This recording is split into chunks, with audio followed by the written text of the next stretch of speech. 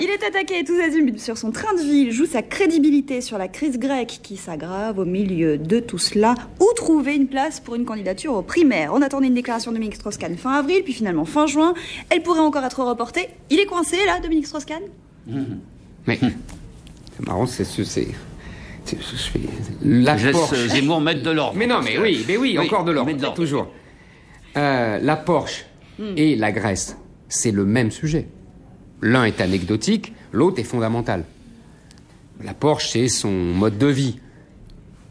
Voilà, bon, on sait qu'il vit dans le luxe, que sa femme est très riche. Cette semaine, dans pas mal d'hebdos, ce train de vie a fait la une. Il y a un complot. Mais non, il y a pas. Dominique Mais non, mais c'était inévitable. Alors, pardonnez-moi, Nicolas peut m'accorder au moins ça. Ça fait des mois que je dis, il va prendre ça dans la tronche, parce qu'il est l'incarnation. Une des incarnations, il y en a beaucoup d'autres, de ce que Chevènement appelait les élites mondialisées. Je répète, Carlos Ghosn serait candidat à sa place, ça serait la même chose, vous comprenez? C'est un phénomène qui a pris depuis 20 ans et qui fait que il y a une partie des élites dont le peuple a l'impression qu'elles se sont déconnectées de leur nation et que les intérêts de la nation ne sont pas les leurs. Voilà. Mais ça c'est le problème. Accordez-moi au moins que je le cible depuis des mois et des mois et des mois. Bon.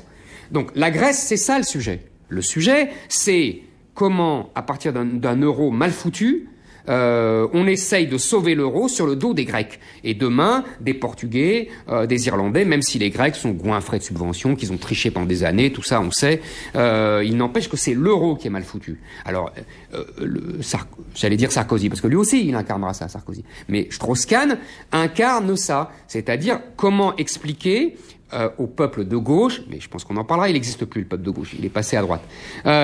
Comment le peuple de gauche acceptera que l'extrême droite, la droite très à droite en tout cas, bien sûr.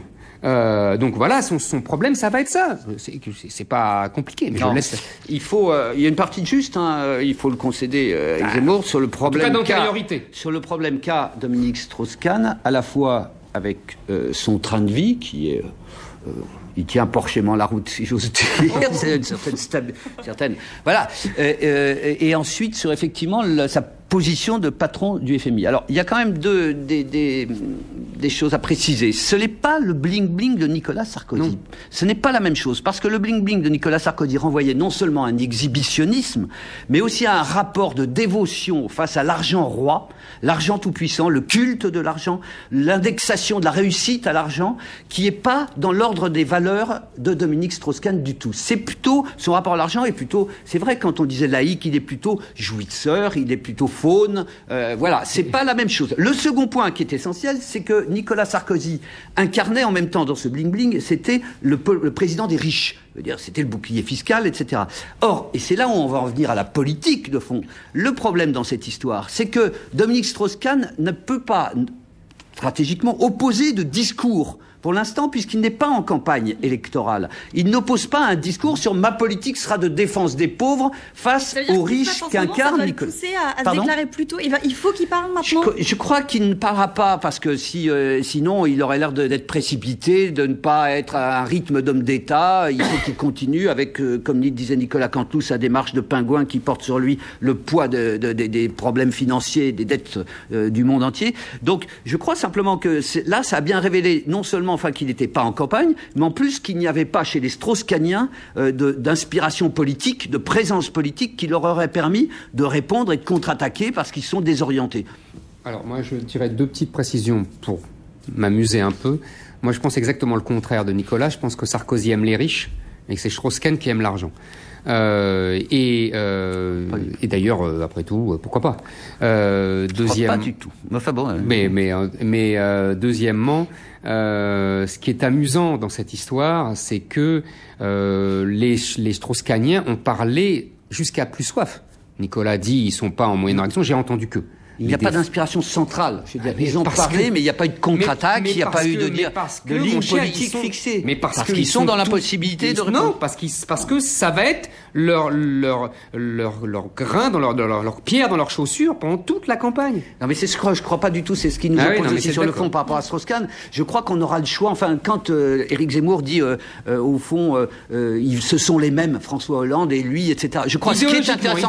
Oui, mais justement, ce que tu mésestimes, c'est que les vrais débats, comme disait je sais plus qui, opposent le plus radicalement ceux qui sont les plus proches. Et qu'on va avoir dans un cas, eh bien, François Hollande, c'est vrai, un fils de Delors, etc. Mais dans l'autre, quelqu'un qui, au niveau de la mondialisation, sera obligé d'incarner une rupture avec la mondialisation néolibérale s'il veut être élu. Et c'est donc ça qui va être passionnant. Il ne sera pas crédible. Bah si. Parce qu'il connaît de l'intérieur. Allez, portes ouvertes à Solferino, concert à la Bastille, pèlerinage à Château-Chinon, article, documentaire, fiction. Il s'est passé un truc cette semaine.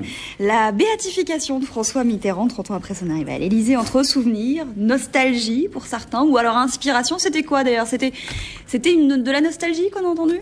Non, mais on peut comprendre la nostalgie au regard, pour l'ancien président de la République, au regard du président d'aujourd'hui. C'était un des éléments, et aussi au regard de l'absence de présidentiable au Parti socialiste. Dire ces deux événements, ces deux constats conjugués font qu'on peut se souvenir avec une certaine nostalgie, mais alors avec tellement un tel débit d'eau de rose que on a été là noyé devant, sans plus se souvenir quand même qu'il y avait la face ombre et la face lumière, quoi. Que si on a pu être. Les responsables socialistes, je l'ai bien dit, on a fêté la victoire. Ouais, on a fêté la victoire. Il y avait de l'allégresse, c'est vrai. Il y a eu des grandes réformes au début, et il y a eu la peine de mort. Bon, voilà. Pour moi, il y a eu les lois sociales. Bon, des choses comme ça, formidables. Bon, mais il y a eu aussi, le fait que cette complicité avec les forces de l'argent, il y a eu Bousquet quand même, cette amitié avec le chef de la police juive qui n'a jamais été reniée, qu'il a fallu attendre Jacques Chirac. Donc moi, je suis absolument pas un dévot de François Mitterrand. Cette commémoration, elle m'a gavé, je crois, comme beaucoup de gens d'ailleurs, puisque ça s'est très mal vendu, les suppléments, ceux consacrés à ça, ils avaient fait très peu d'audience. Éric. Alors, moi je dirais. 1 minute, hein. Combien? 1 minute. Eh ben alors c'est très vite. Ce qui reste de Mitterrand, c'est l'homme de droite, c'est-à-dire l'homme qui a compris la monarchie présidentielle. Il reste ça, c'est ça qu'ils ont glorifié. C'est le paradoxe de ces socialistes qui détestent les hommes présidentiels et puis qui admirent le grand homme. Ça, c'est juste. Et deuxièmement, puisque j'ai pas le temps, c'est la logique et la continuité avec l'histoire de Strauss-Kahn, c'est que c'est sous Mitterrand que le peuple de gauche s'est barré. Et qu'il a abandonné une gauche qui, au nom de l'Europe, a renoncé à la justice sociale. Mitterrand l'avait dit très justement à Attali, je crois, dans Verbatim, je poursuis à la fois l'Europe et la justice sociale. Et ben, il a laissé tomber la justice sociale pour l'Europe. C'est ça, le bilan.